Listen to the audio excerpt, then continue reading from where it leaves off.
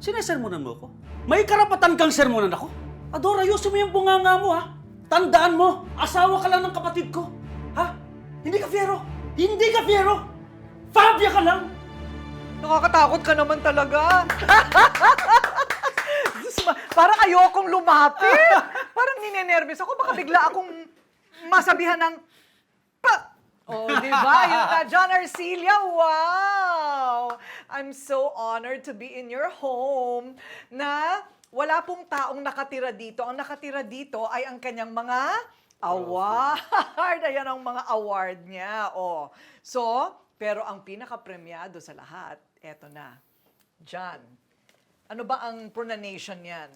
Volpe Cup. Volpe Cup. Yeah. At Bati kung- mga... Okay ba? Kaya naman. Kaya naman pala. Nagwe-weights naman ako. Oo. Kaya ko naman yan. Ay, kunan mo na ako ng picture habang bucket list ko ito ang makahawak ng Volpe Cup na ang mga premyadong aktor ng Hollywood ang nakakapanalo pero si John Arcilla ng Pilipinas ang nakasungkit. Congratulations! Thank you so much. Pero si John Arcilla ay higit-higit pa sa aktor. Marami pa tayong malalaman tungkol sa kanya. Dito sa Corina Interviews!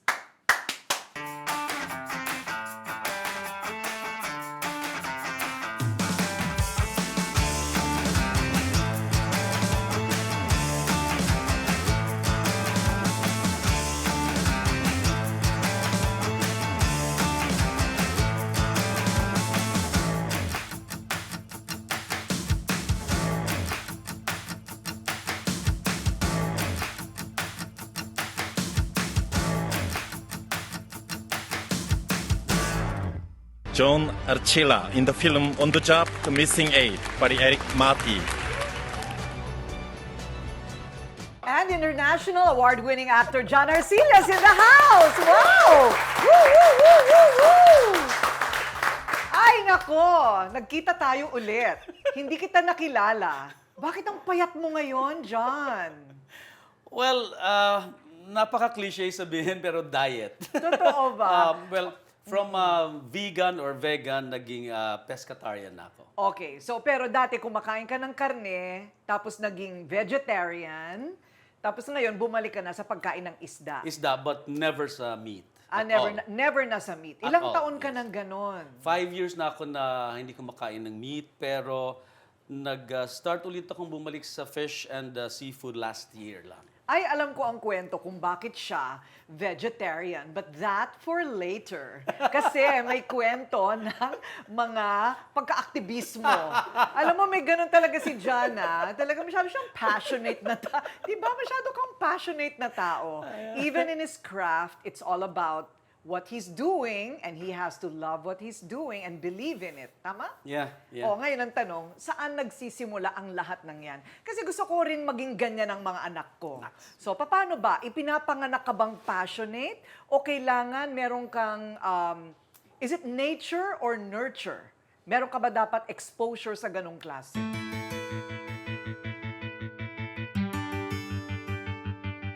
I think combination. Siguro kung nature siya, pero hindi na nurture, baka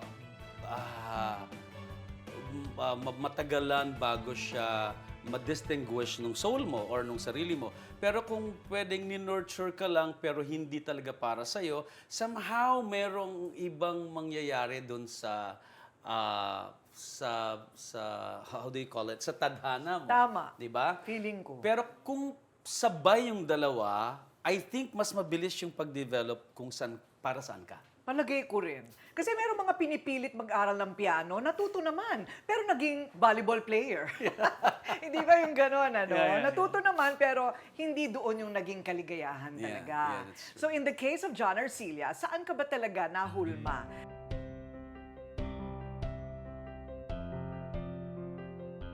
Ang balita ko, sa pagkapanganak sa'yo sa Maynila, ang nanay niya ay mahilig sa pelikula. 11 months old ka pa lang.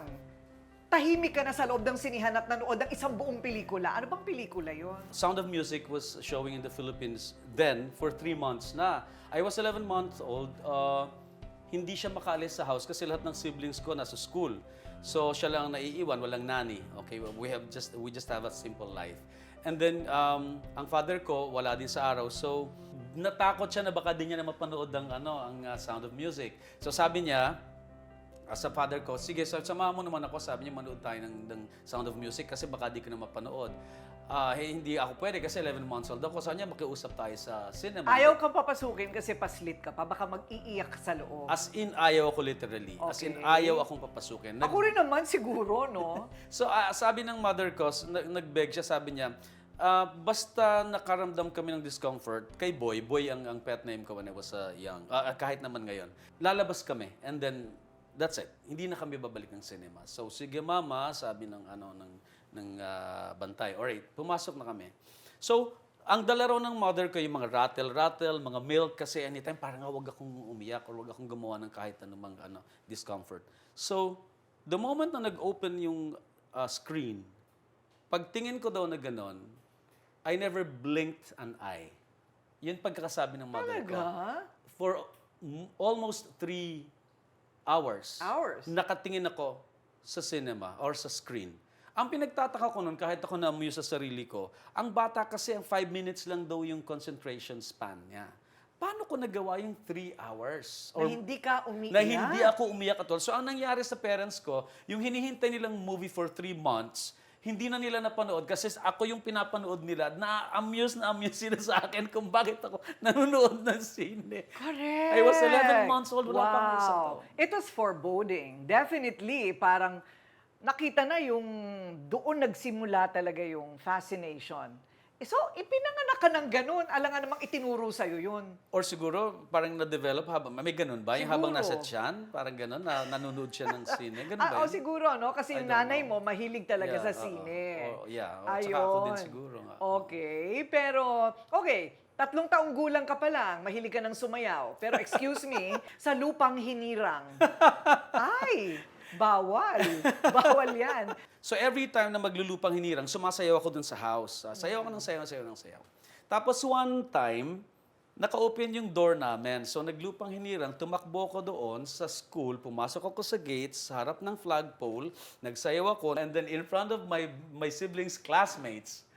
So the whole public school was actually watching me dancing, half naked, and then yung mga kapatid ko, hindi na alam ang gagawin nila, hiya sila sa lahat ng kanilang classmates. 9 years old, nagbabasa ka na, ano yung walang sugat? It's a very popular play. Yeah, I Walang suppose. Sugat is a sarsuela of Severino Reyes. Nung binabasa ko, sabi ko, hindi ko gagawin tong ginawa nitong bida. Si Tenyong ang bida. Kasi si Tenyong, ang ginawa niya, since sundalo siya, no, may gera ng Espanyol at saka ng Filipino. Yung girlfriend niya, ipinair sa isang mayamang half Spanish na Pinoy. Tapos ikakasal na.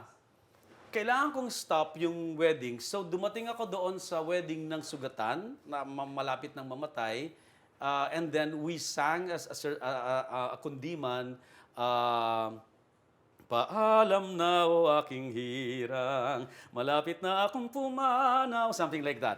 Anyway, Kumakanta ka rin pala. Yeah. Ang ganda ng boses mo. And then, so pagkatapos nung song number, tumayo siya. Pagtayo niya, tinanggal niya yung kanyang sugat. Ano pala siya? Hindi pala totoo. So, na-shock yung crowd, nag-stop yung wedding, tapos kinanta yung walang sugat, na.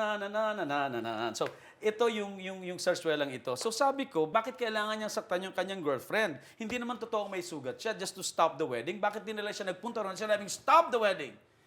Diba? So, masyado sabi kong, parang sinaktan pa niya yung girlfriend niya. Sabi ko, hindi ko gagawin to kahit kailan, sabi ko. But after 20 years, 21, I was 21, 23 in CCP. My first musical play was Walang Sugat.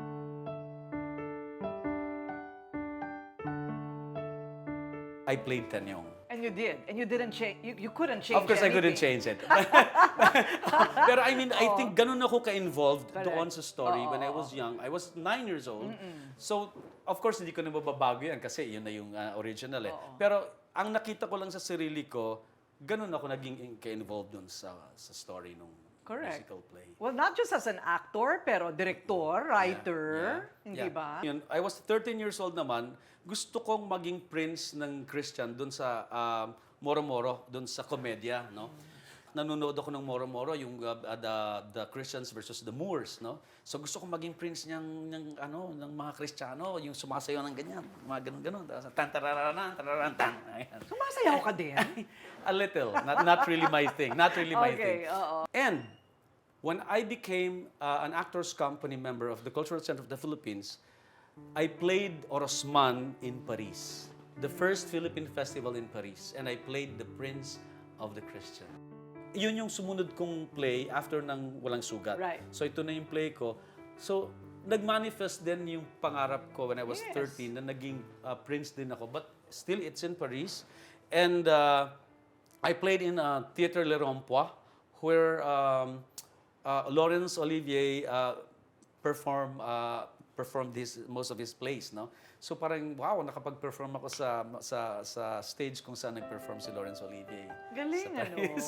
So, kumbaga parang kung ano man yung nagsimula nung 11 months old ka, 3 years old, 9, 13, nagtuloy-tuloy, naging teatro na talaga. So, ano Yeah. ang masasabi mo about that? I mean, I know my own journey as a journalist, right?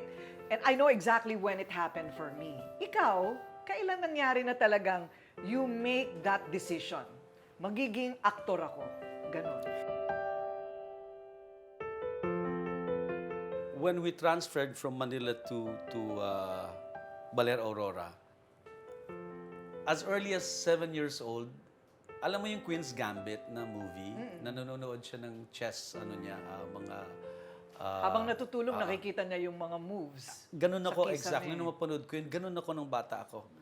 Lahat ng nangyari sa akin, napapanood ko. I was performing on stage, I was shaking hands with people, I was performing on screen as an actor, tapos I was singing on stage.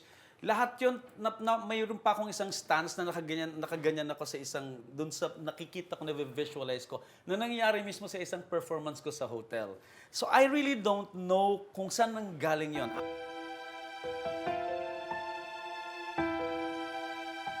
Kilala talaga ng tao ngayon ay si John Arcilla, the movie actor. Hindi na maalala siguro ng iba yung pag-stage actor, ganon, or even struggling actor. Pero ayan, paano ba nangyari na mula yung John Arcilla noon, naging si General Luna, at ano bang nangyari in between? Yun ang kailangan yung malaman. Kasi nandun talaga yung hugot. Right? Yeah. Our friends are coming back. Art, Mel, BJ, and Joey. Did you miss them? Hey kids, you're here! Finally, we've missed you! Ate DJ is also back. Let's join together to study and learn. So make sure to watch out for Word Hop. Only here on Net 25. Let's get together, Sunday 25.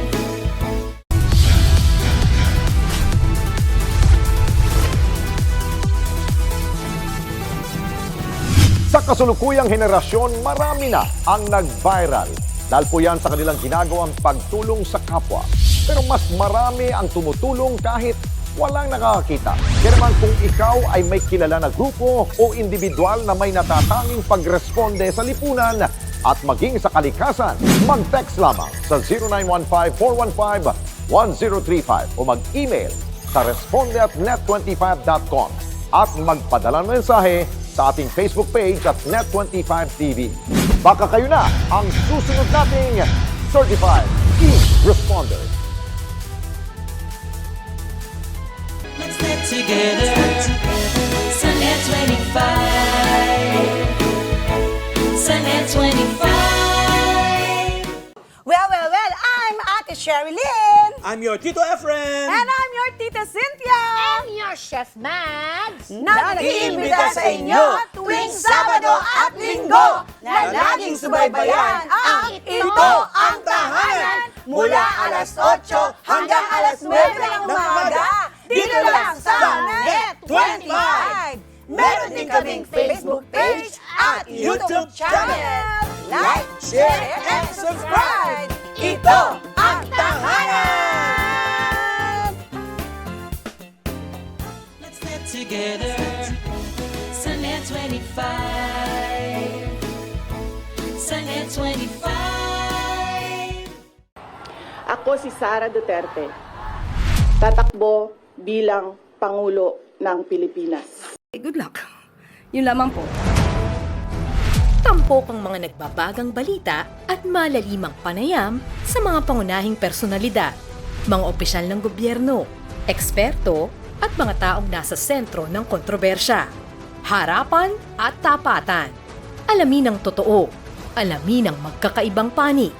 Sumabay sa init ng mga balita at issue. Ano sa palagay nyo? Alas 8 hanggang alas 10 ng umaga, Lunes hanggang Biyernes, dito lang sa Net 25.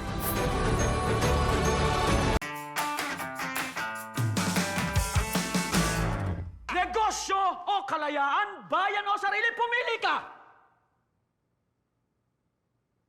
Ngayon, ang tanong, paano mula sa teatro ay naging award-winning actor? International ha, excuse me. Pero bago yan, coffee na lang, dear. Ganun ba? Ganun ba yung coffee na lang, dear? Coffee na lang, dear. Ano ba yung bato doon? Ano ba yung bato ng mga salita doon? Monday is parang hindi ako interesado. Coffee na lang, dear.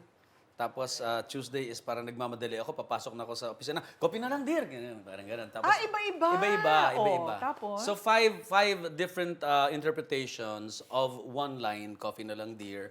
And then nag-stick siya sa households, no? Ang tawag sa akin ng tao ng coffee na lang, dear, from tricycle driver to elite people, yung mga alam mo yung mga... Ayun. Oy, baka hindi naintindihan ng tao. Commercial po yun. Coffee na lang, Dip. Coffee na lang, Dip. Coffee na lang, Dip. Doon na-discover si John Arcilla mula teatro, nakuhang commercial model, bacon. Bacon Pero commercial. nakilala sa kape. Coffee na lang. Chris, bacon. Bacon at coffee na lang, Dip. Parang somehow naging game changer yung aking commercial na yun. Doon pa lang sa coffee na lang, dear. Correct. Oh, so, anong unang project, TV or movie? Movie. The first movie was Richard Gomez's brother. Kinuha ko ni Uy, may hawig may hawig. ni Mr. Quijano sa Sayo Lamang. Magkaintindihan nga tayo, Andrew. Sa akin tsaka sa mga nangyayari sa bahay. Siguro pareho kayong dapat magpahinga muna, Andrew. That was my first film and I was nominated for Best Supporting Actor kaagad. Sa Manila Film Festival. Wow. And then after that was Mulanay with Jacqueline. Gina Alahar and Jacqueline Jose. Lilo, kumusta na sa atin? Mabuti naman po. Ano balita ka na, Norma? Hindi naman po ako nagagawin sa klinika. Gina Alahar was my leading lady. And then I got my first Best Actor award in 1996. Kaagad? That was 2 years after the commercial. Wow. And then You have a favorite scene there? Siyempre, sabi nila, you never forget your first. So, anong eksena doon ang nagpapanalo sa'yo? siguro ang pinaka best para sa kanila was Jacqueline and I were in front of my son's tomb. Yun kasi yung naging revelation na mag-asawa pala kami ni Gina Alahar. So, naging talk of the town yung pagkamatay nung anak ko kasi nalaman na ang ina pala niya yung komadrona ng baryo. Mangilan-ilan lang kayo yung talagang damang-dama, alam yung bigkas, yung diin ng pananalita, na makatotohanan, theatrical, pero makatotohanan pa rin enough, realistic enough for television or movies. How do you do that? I think, Karina, malaki rin yung bagay ng training ko sa theater kasi meron ako kasing script analysis for several years nung maging Actors Company member ako ng Tanghalang Pilipino. Naging teacher ko si Chari from Ateneo tungkol sa World Theater History. So tuloy-tuloy kasing studies namin nung maging Actors Company member kami, tuloy-tuloy ang studies namin ng World Theater History, tuloy-tuloy ang characterization studies namin Stanislavski, tuloy-tuloy ang studies namin ng mga script analysis. So, ang una kasi was the text, the context, the text, the subtext, and the context. I have to discover why am I saying this line? And what is the reason why? And then what is the context of the whole story? So that's why, if it's about justice, it's about injustice, magkakaroon ng bagong timpla yung isang linya lang. Ang linya, without the subtext at the context, pwede mo lang siyang sabihin as is, like, mahal kita. It's mahal kita. Pag may subtext, nahihiwalayan na kita at sinasabi ko yung mahal kita, magbabago yung mahal kita. Pero iiwanan na kita eh. So magbabago siya. Correct. Pag ang konteksto ng kwentong ito ay tungkol sa halimbawa injustisya, like maybe pareho tayong lawyer, mahal kita, pero ikaw yung lawyer na pumapanig doon sa company kaysa sa doon sa naaapi. Magbabago yung mahal na mahal kita pero hindi kita maiwanan, pero it's about principle, no? So I love you, but come on, no? Yung mag-change ng intention mo as an actor, why are you saying a line?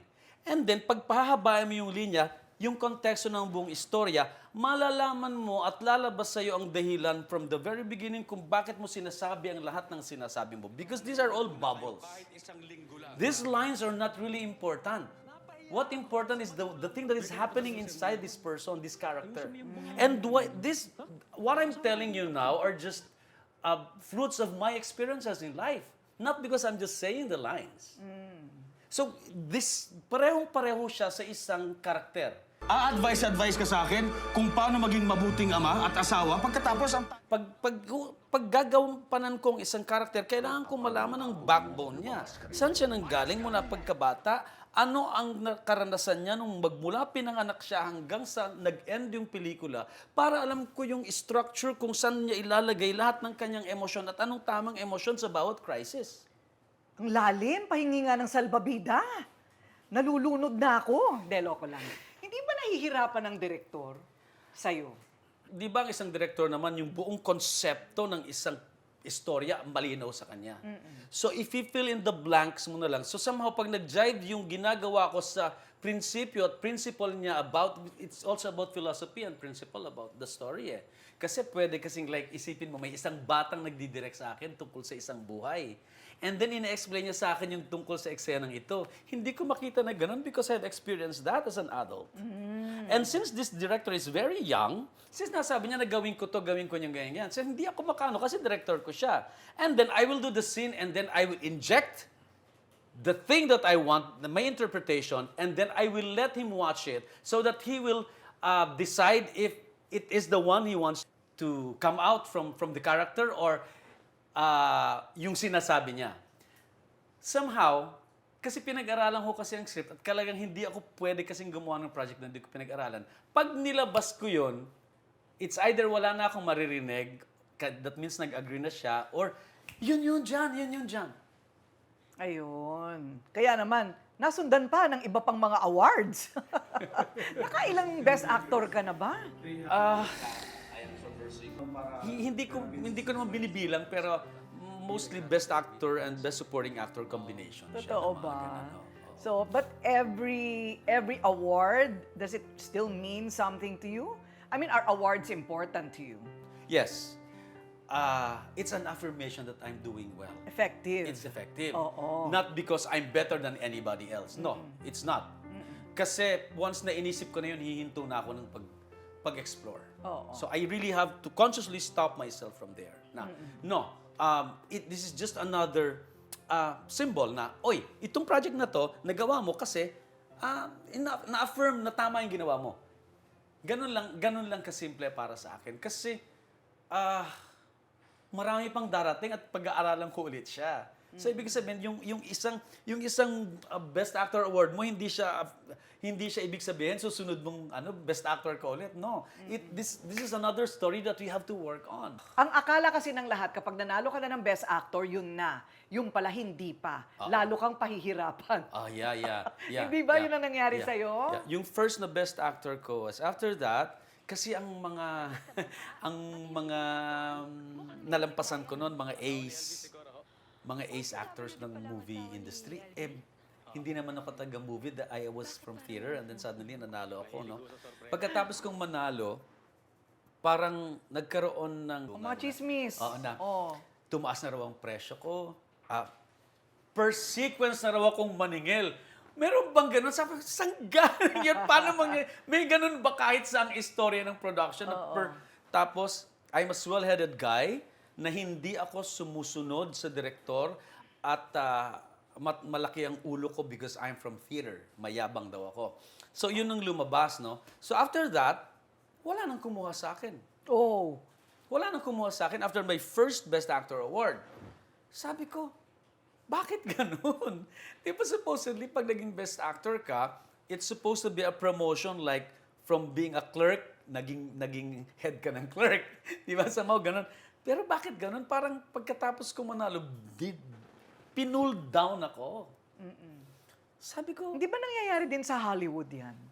talaga? Di ba they say, pag nanalo ka ng Oscar, biglang it's either you make more or people suddenly back out. Baka presyo din, Or chismis lang. Pero hindi talaga ako tumaas nun. As in, walang ganon. So, hindi totoo yung Hindi mga totoo. kwentuhan. So, nawalan ako ng project. And then sabi ko, okay, sabi ko sa taas, kung hindi ko naman kailangan maging aktor, isinosoli ko lahat ito. Just make me happy. Kasi na-depress ako nun eh. Finally, may kumuha sa akin na isang director, si Direk Loren. Kinuha niya ako sa isang project, tapos ito yung panahon ng mga Calvento Files.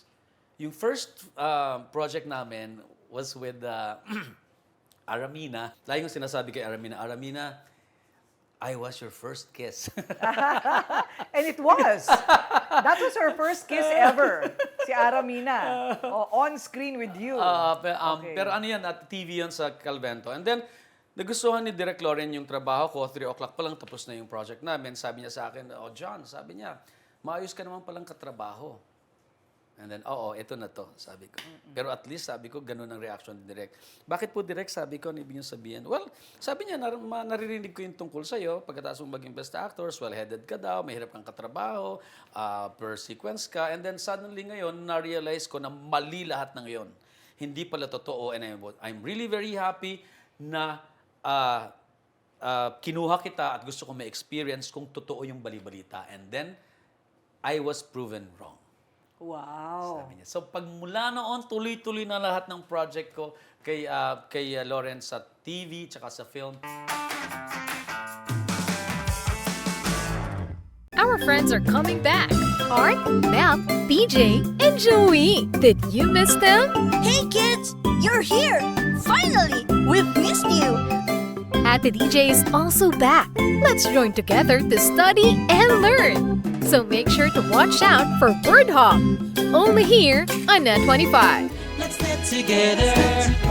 Sa Net 25.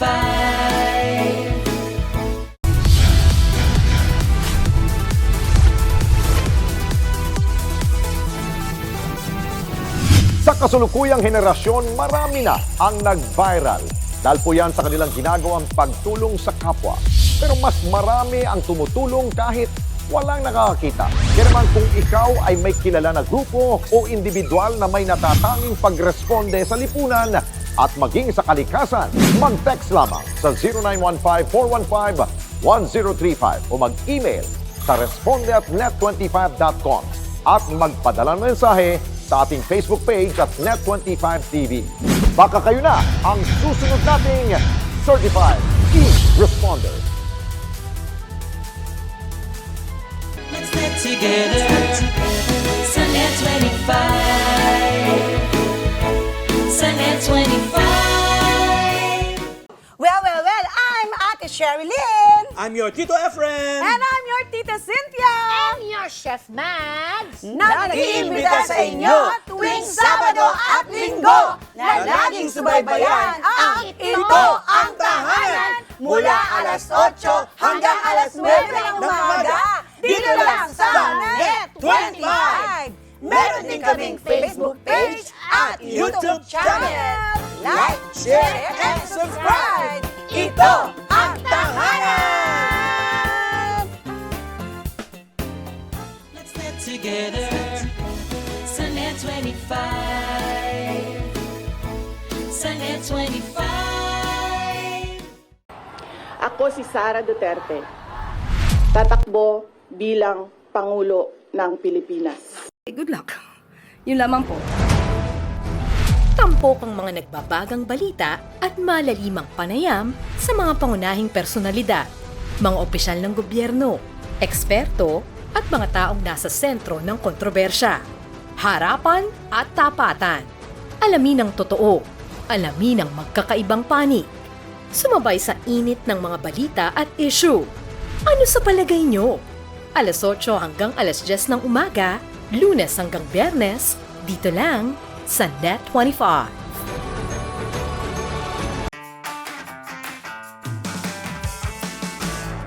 And of course, kaya naman siya nasa Corina interviews kasi super award winner siya. O, di ba? Namimili din kami, ah. So, wow. Hindi siya nakontento na dito lang sa Pilipinas nagkaroon ng mga award. Siya pa'y naging Volpi Cup International Best Actor. Ang mga kalaban niya, o, di ba? Antonio Banderas lang naman, Oscar Isaac, wow.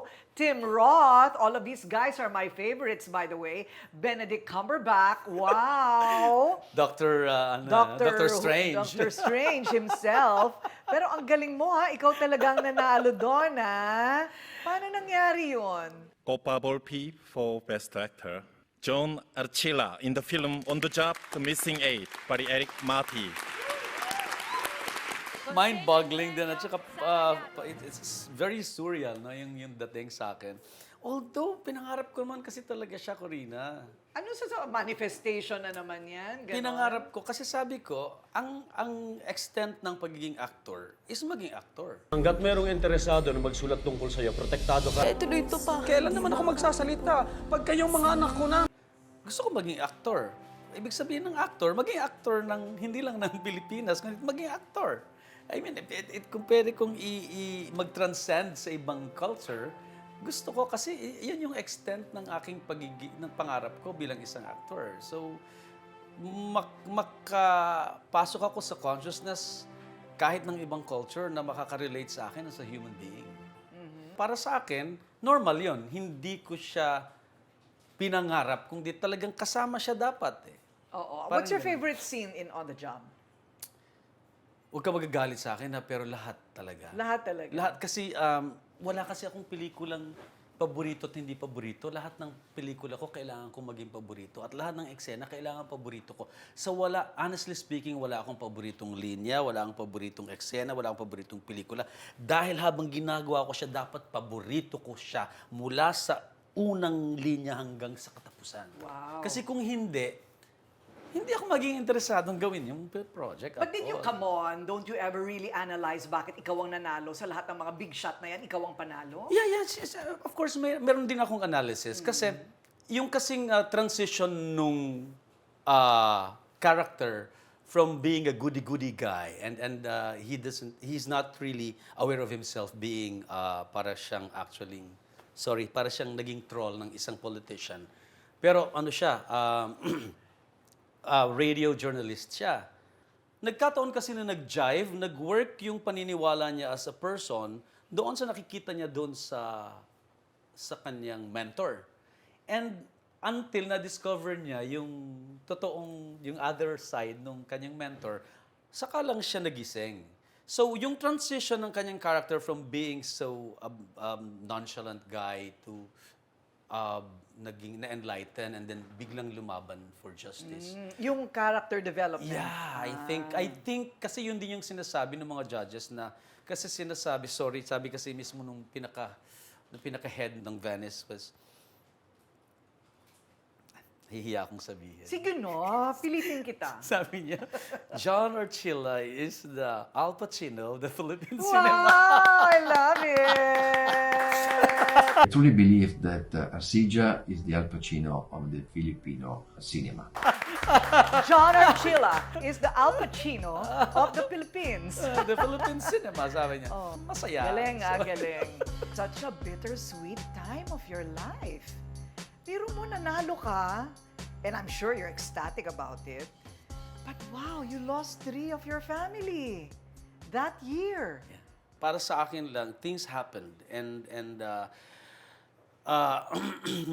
nagkataon lang siguro ng disposition ko talaga is always on the positive side. So kaya siguro pag may mga nangyayari sa akin na gano'n, pumupunta ako sa positive, kaya siguro nangyari. Not because may kinuha para may ibigay. Parang, Wow. Well, talking about roller coaster, before Volpe, meron siyang Born Legacy. Excuse me, ka-eksena lang naman niya si Rachel Weisz. Tsaka si Jeremy Renner. Jeremy Renner, imagine that. So, what does it feel like working with Hollywood actors? Well, honestly speaking... You were better.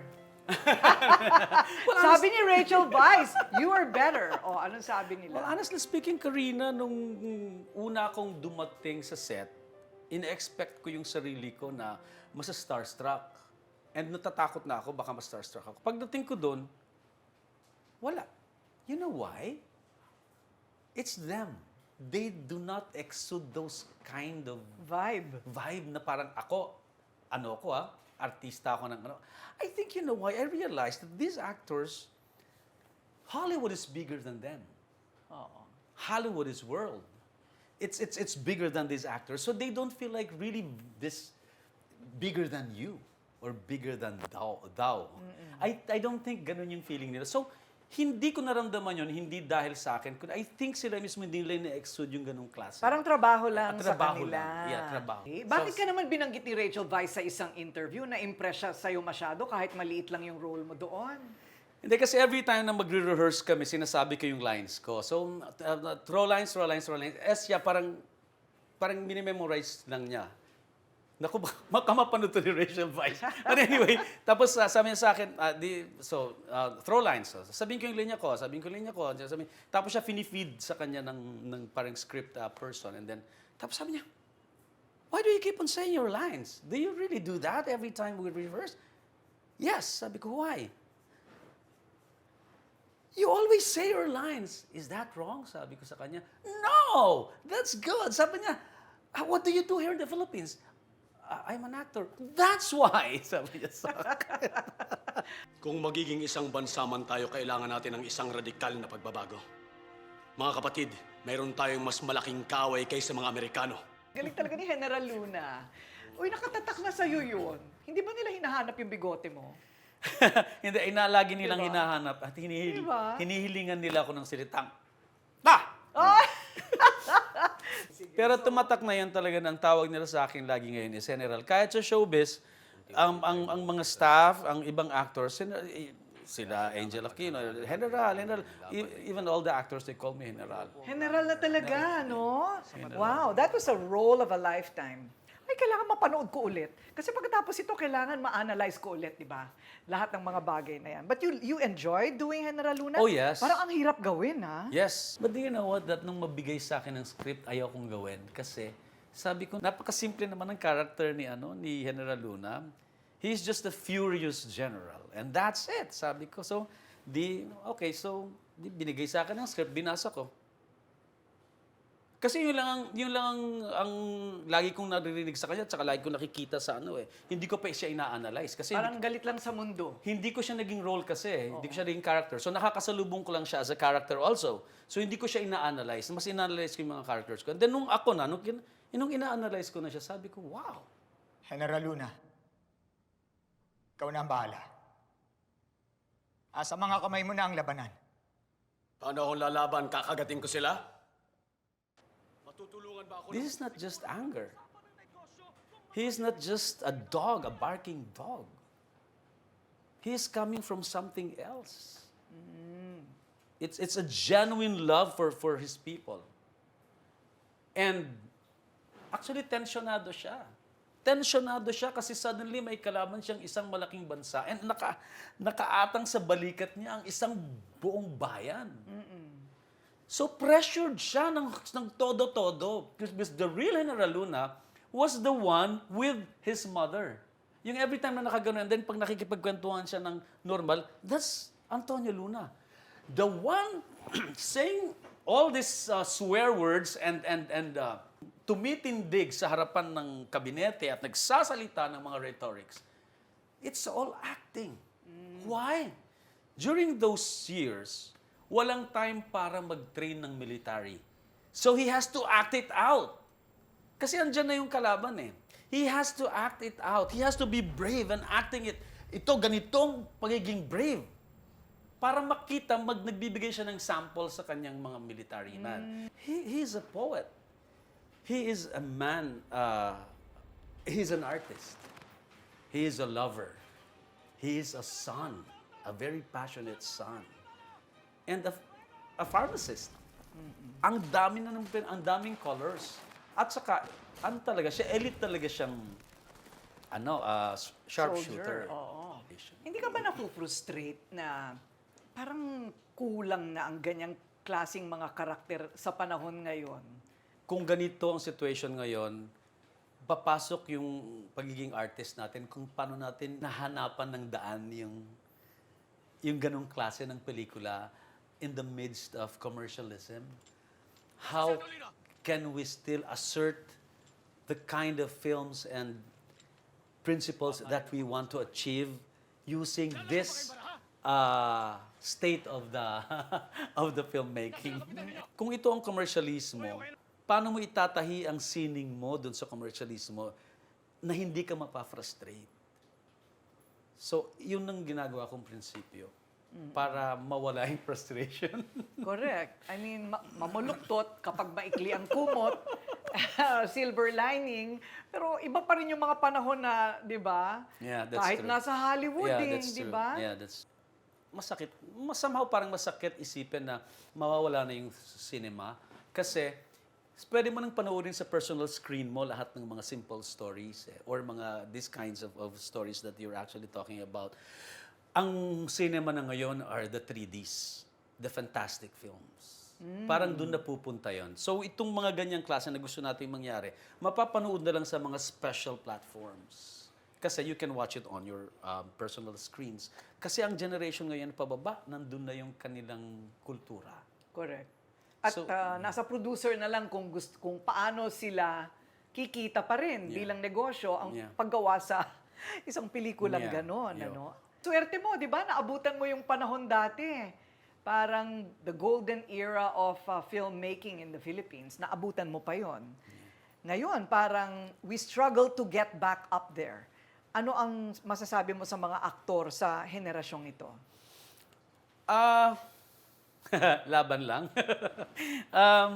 Laban lang kasi kung ano man yung prinsipyong meron tayo, pwede naman nating gamitin ng kahit anumang medium, ipasok natin, gamitin natin yung kasalukuyang estado ng filmmaking, and then ipasok natin yung content natin doon, itihin natin yung content natin doon para maging effective pa rin tayo.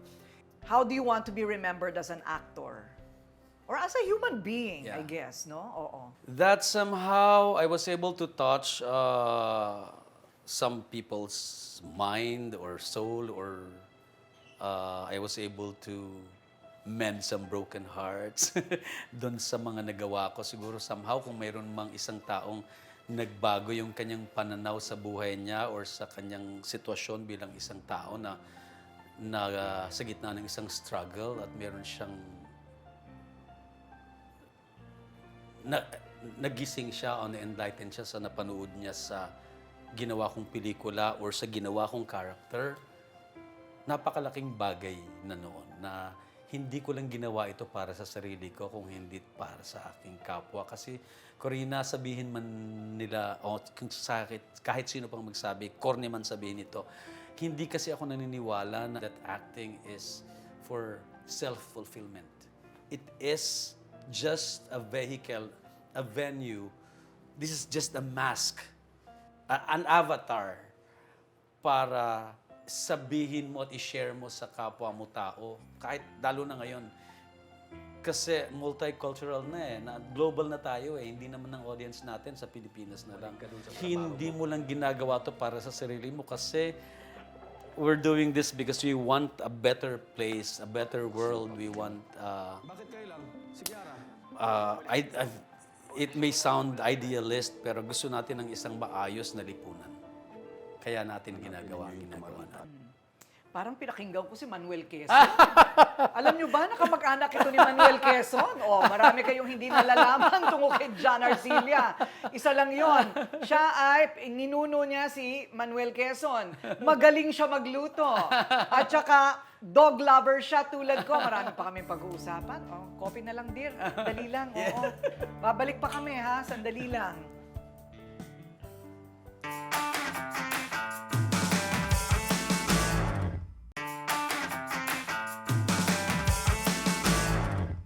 At pagkatapos ng kape, mag-fresh orange juice naman muna tayo, dear. Ayan. With cucumber. Oh, with cucumber.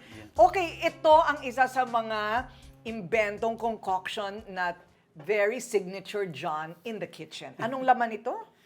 Well, may combination kasi yan. Iyan, yung cucumber tsaka supposedly dalandan. Wala akong nakitang dalandan, so orange siya. Wow. And mayroon pang isa, may kiwi. Kaya dalawa yung jar ko dyan. Mayroong combination ng ganun. So, It's lovely. It's so nice.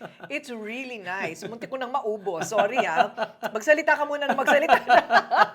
Hindi, it's good. And, you know, pinag-uusapan namin kanina yung Manuel Quezon, di ba? Hindi nyo alam na sila ay hango sa pamilya. Ano bang linya ni Manuel Quezon yung Arcilla? actually, sa mother side ko, sa lola ko. Sa mga Aragon. Hindi kaya doon ang galing yung passion? Yung dugo ng Quezon na nananalaytay sa dugo mo. Kaya talagang sugod mga kapatid, hindi lang sa pinilakang tabing kung hindi sa kusina. Ha? Di kailan ka naman natutong magluto? Saan mo nakuha yon, John? Kaming magkakapatid, pag dumating kami ng grade 3, kailangan marunong na kaming mag-cook ng rice at may 3 ulam kaming alam lutuin. Grade 3. Tinuruan kami ng mother namin. So ako, nung grade 3 pa lang ako, marunong na ako magpansit at magmenudo. Talagang naniniwala ako sa bata pa lang dapat nagsisimula yon, ano? So, well, kung ayaw niyong maniwala, eto, tinur tayo ng konti lang ni John sa kanyang original kitchen. Ayan. Supposedly, cucumber lemon ito, pero pwede rin siyang cucumber orange. And so, yun yung isang variation. Tapos meron tayong isang variation na lalagyan ko yung isang juice ng cucumber plus kiwi and a tinge of calamansi. So, mayroon tayong magiging dalawang choices. So, yung muna tayong cucumber lemon, cucumber muna tayo with orange. No? Pwedeng manipis, pwedeng medyo makapal, pero mas maganda yung manipisan. No? Okay. Nahugasan ko na to. So, hindi nababalatan. Although, syempre, meron talagang way ng pagtitimpla nito na hindi mo lang basta hiwain, dudurugin mo siya. Okay, but anyway, since nalagay na dun yung ibang powder, ito, pangpadagdag na lang, ilalagay natin dito. Tapos, hihiwaan natin ng orange para lalong gumandang tingnan. Tapos, pwede mo rin actually maging design to para dun sa dito, no? Hihiwa mo rin ng ganun. Pero, ngayon muna, ilalagay na lang muna natin sila, ihahalo natin siya sa juice. Magiging ganyan yan. Ayan, no? Ayan. Tapos dagdagan natin ng ice para masaya.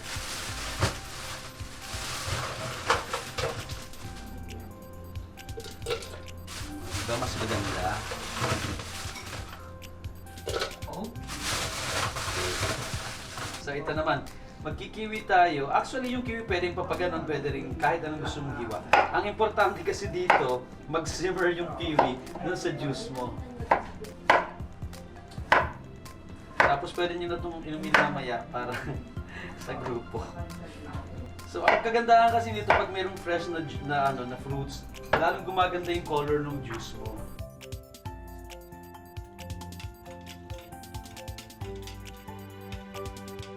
Okay. Ito. Actually, ito mga ano na lang yan. Ayan. Parang display mo na lang. Excuse me, hindi po ito pansit. Ito Ito po po ay ay chapchay. chapchay, Okay. Korean Yeah. style. Seafood chapchay ang tawag ko dyan. Ito ay isa lang sa kanyang mga obra maestra. Ang tanong, bakit puro gulay? He is vegetarian. He used to be vegan. Yes. So, vegan meaning talagang wala. Gulay lang talaga. 5 taon na siyang ganon.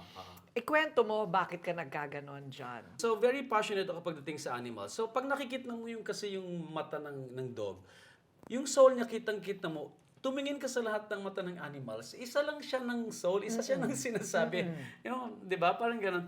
So, naniniwala ako dyan. Yeah. You were thinking of a way to Of a make way- a contribution. A contribution. So sabi ko, hindi na lang ako kakain ng meat.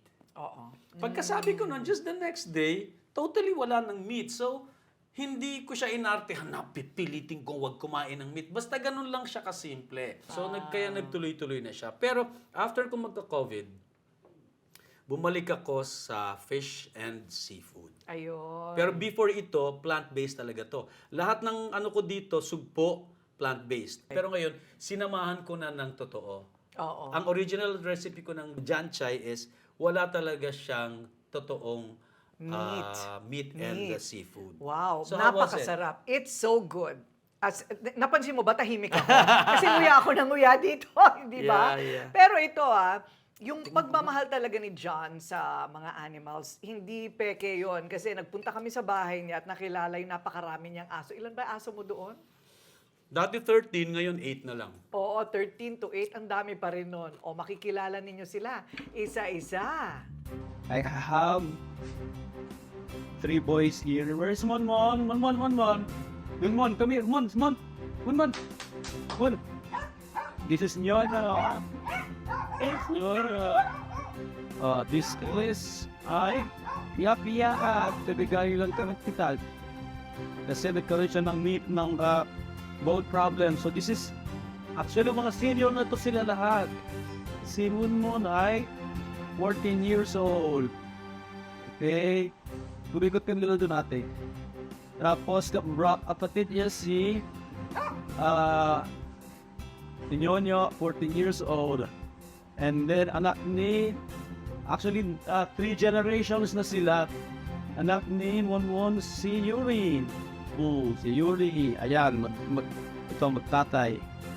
And then, ito ang pinakabunso, darating lang. This is Miley, apo ni Milo. If you know, Chris Ariel Pass, ng Milo and Friends, na si Milo ay dog expert. So, bigay sa akin, hindi ko natanggihan kasi apo ni Milo sing nagkakaroon. So, parang pulit. So, right now, siya ang pinso namin.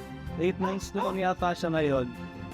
So, and this is Budindin. This is Budindin. Actually, she's already 11 years old.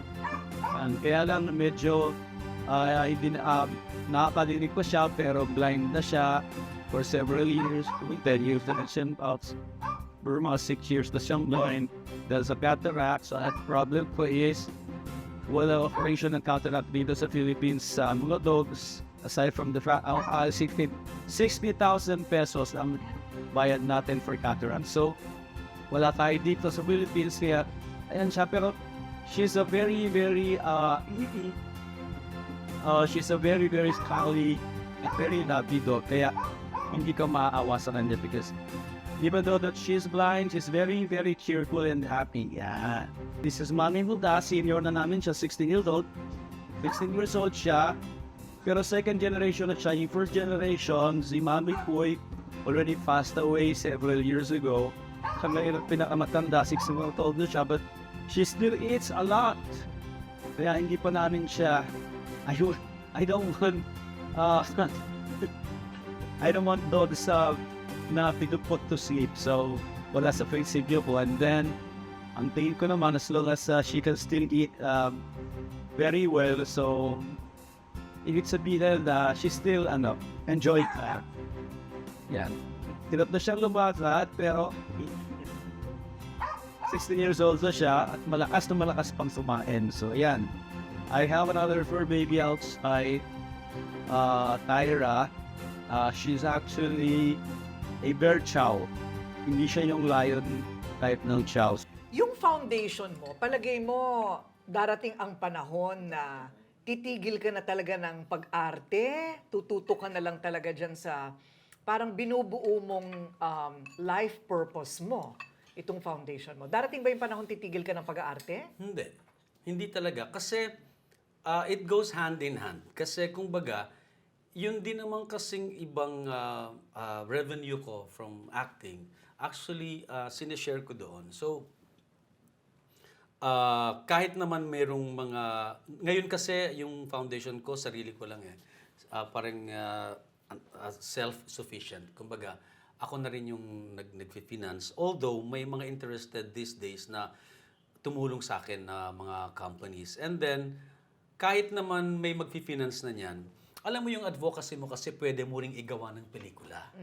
So para sa akin, kahit matanda na ako, pwede ko pa rin gawing venue yung kung ano yung mga belief ko, makakagawa ako ng pelikula na hindi ko kailangan ng revenue at ng kita. Kasi as long as yung makapag-present ako ng film na nandun sa prinsipyo ko, na somehow makatouch ng buhay ng tao, na kahit ipalabas mo siya ng libre sa mga schools at saka sa mga communities, barangays, na hindi mo kailangan ng revenue, pero makaka-enlighten ka ng community at ng tao, importante sa akin yun.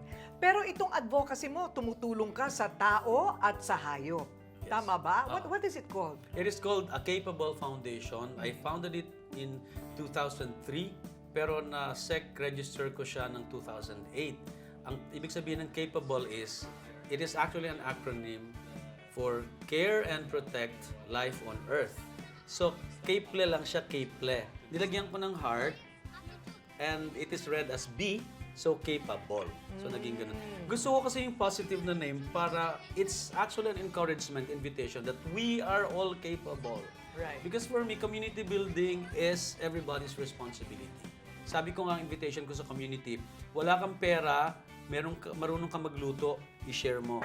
Wala kang pera, wala kang time para magluto o wala kang ma-share na material, give your time. Magbantay ka or magturo ka ng bata.